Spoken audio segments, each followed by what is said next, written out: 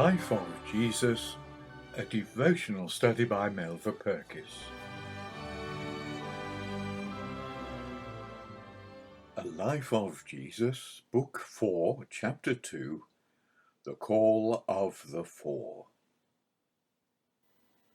The first clear picture the Gospels give us of Jesus beside the Lake of Galilee is an earnest of what he was to experience during the months ahead. Luke tells us that as he approached the lake, the people pressed upon him to hear the word of God. Although they would have heard of the healing of the nobleman's son, it was not the prospect of seeing any display of power which brought them to him. That was to follow. Rather, their national hopes were stirred by the things that they had heard concerning this rabbi who had sprung up in their midst and who had created such a storm in Jerusalem. They were anxious to hear him speak and to confirm from the prophets the hope which they hardly dared to entertain. Among the many fishermen whose boats lay heeled over on the beach were four who had been waiting with eager hearts for this moment. Three of them, Peter, Andrew, and John, we have met before. They had shared exciting experiences in Jerusalem, Judea, and Samaria with him. They had seen his works of power and enjoyed the wonderful privilege of listening to him as he spoke of his Father's kingdom. James was John's brother. They shared in the fishing undertaking which prospered under the management of their father Zebedee.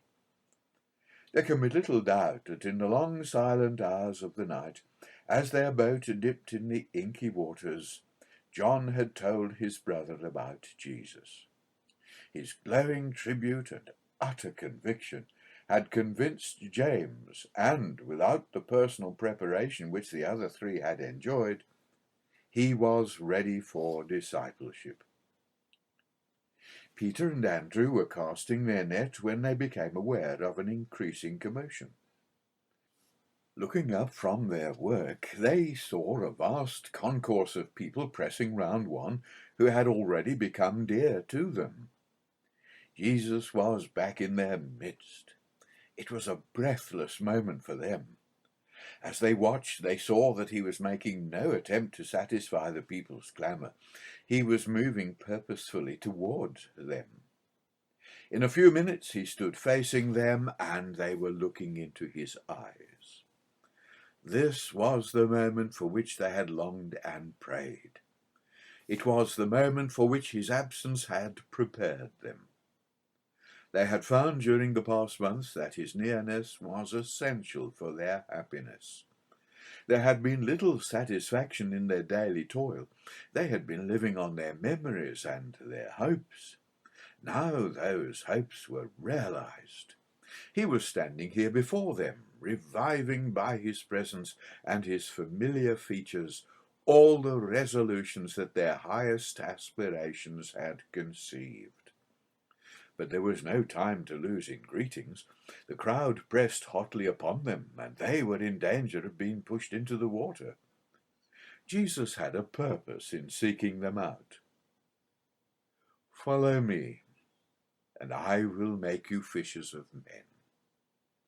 Without the slightest hesitation, Peter and Andrew dropped their nets on the sand and went with him.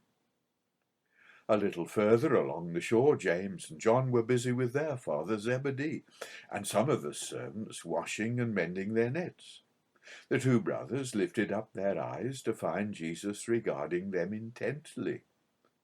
Again the senses of the Galilean fishermen thrilled as they heard words which were at once an invitation and a command.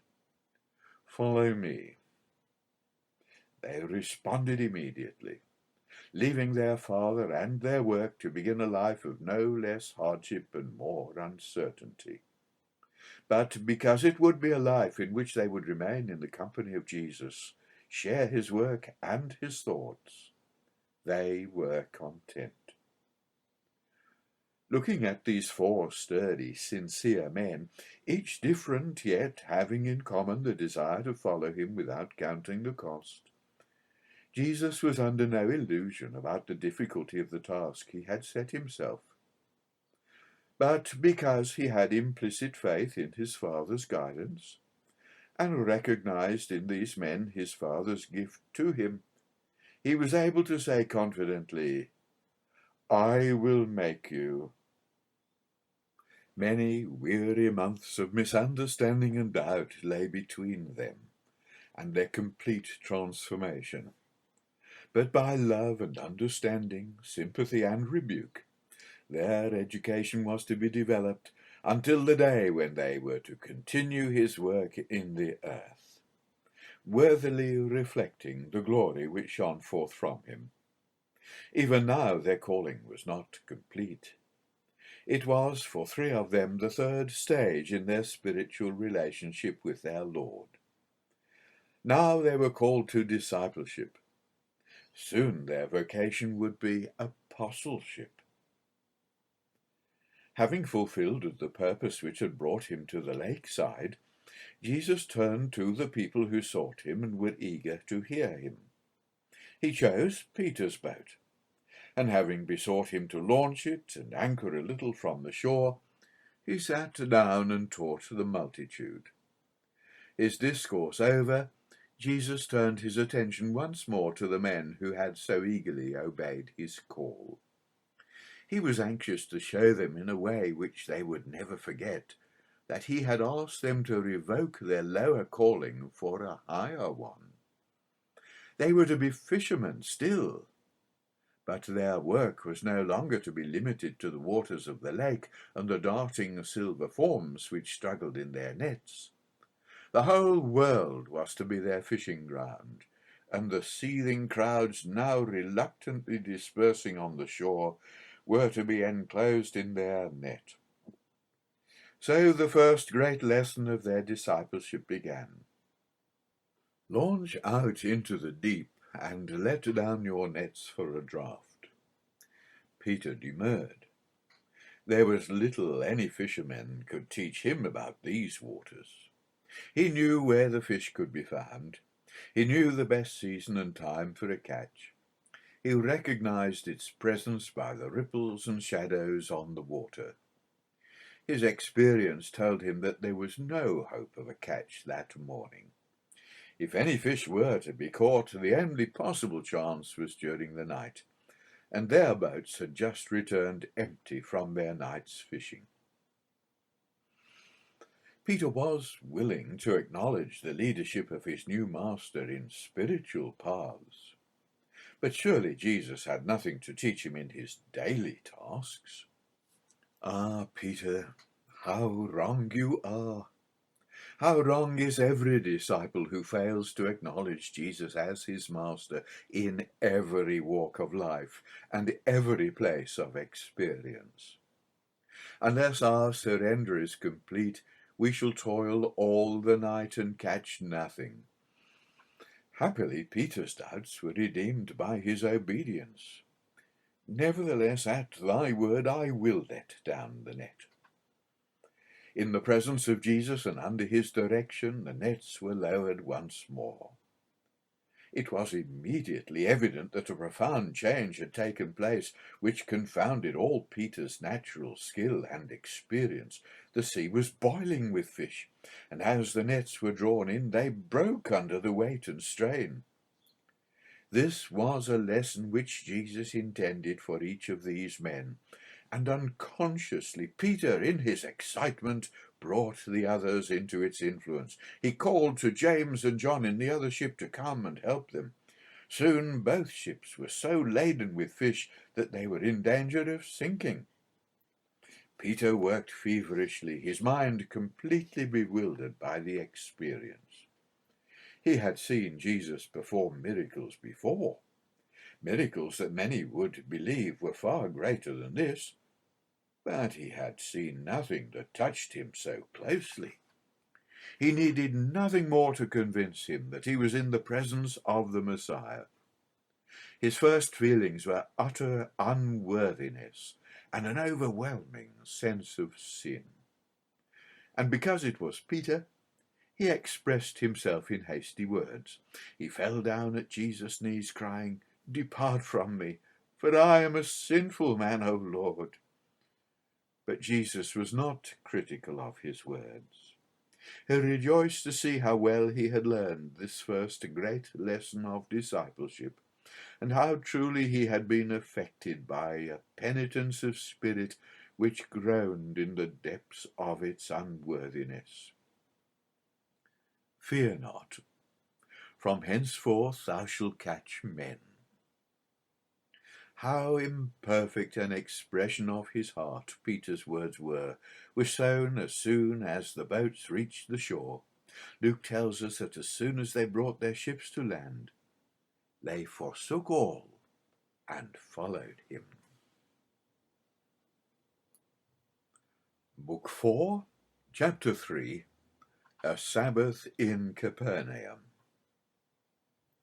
The Sabbath which followed the calling of the four from their lakeside task was a memorable one.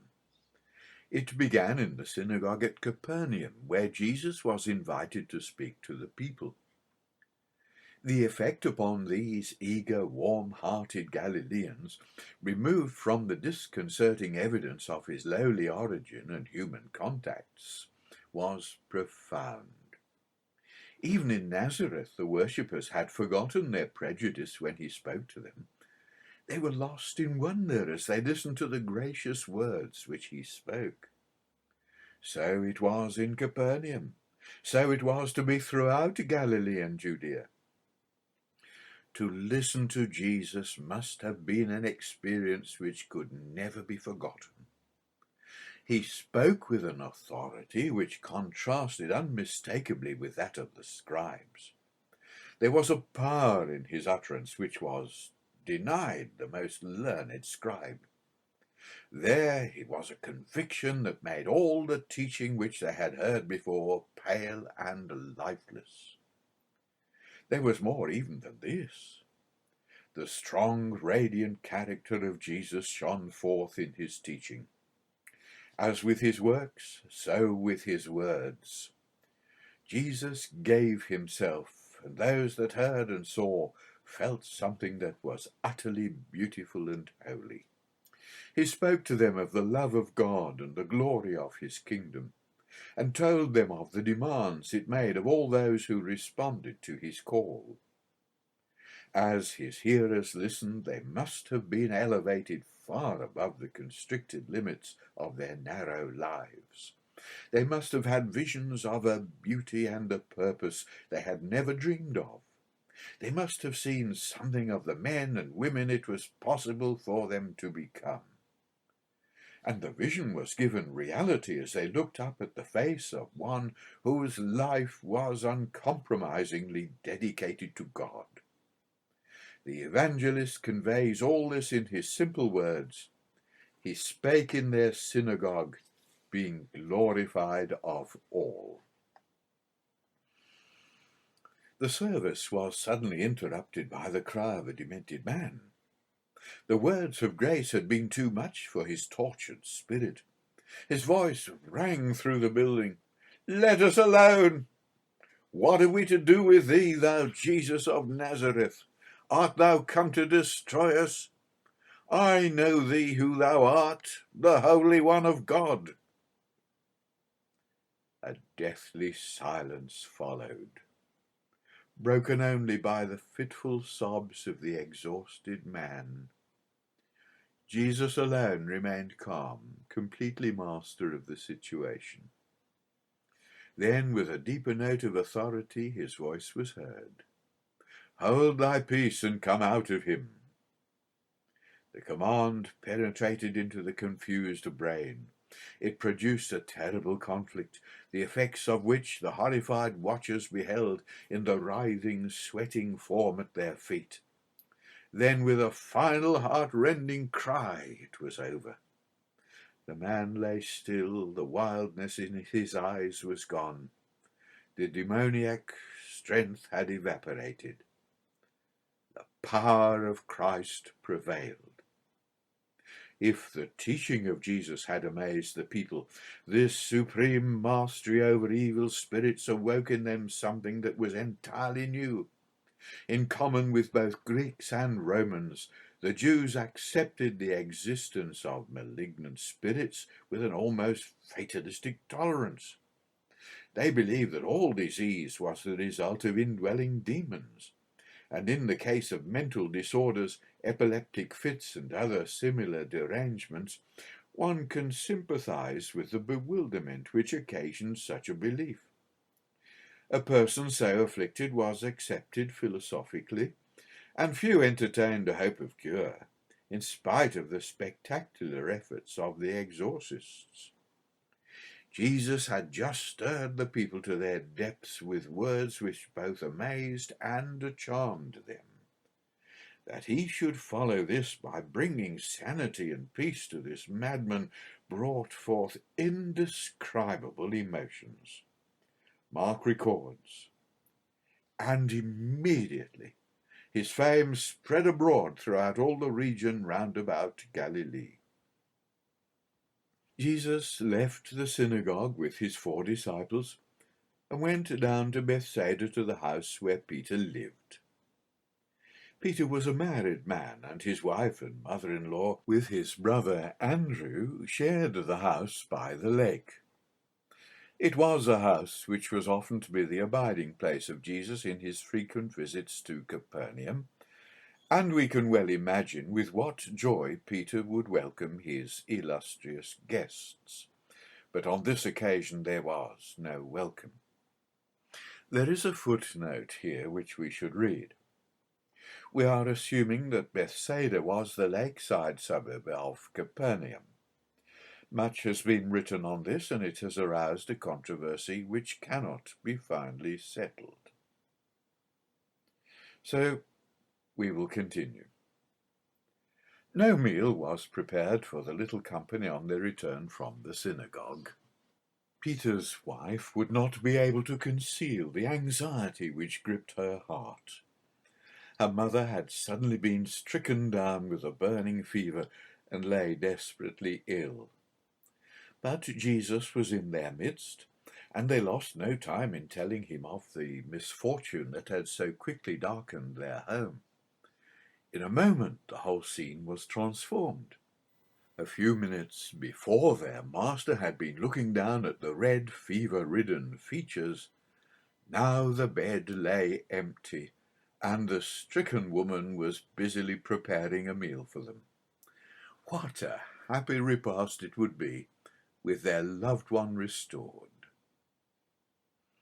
While the little company were rejoicing in their waterside home, things were happening throughout the town of Capernaum and in all the surrounding region. The news of the healing of the demoniac in the synagogue had spread rapidly from house to house. In many dwellings in Capernaum there was suffering and sorrow, as there is in every age and town.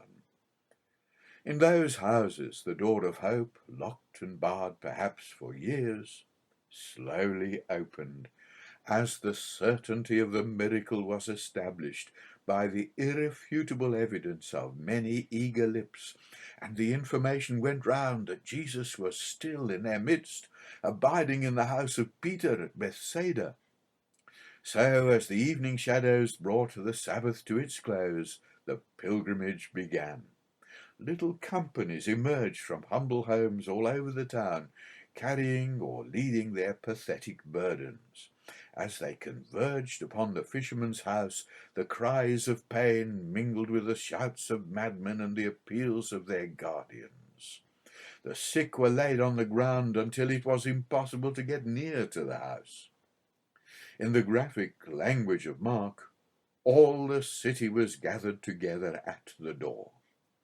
At last, hundreds of straining eyes discerned Jesus. He was in their midst with words of comfort and power.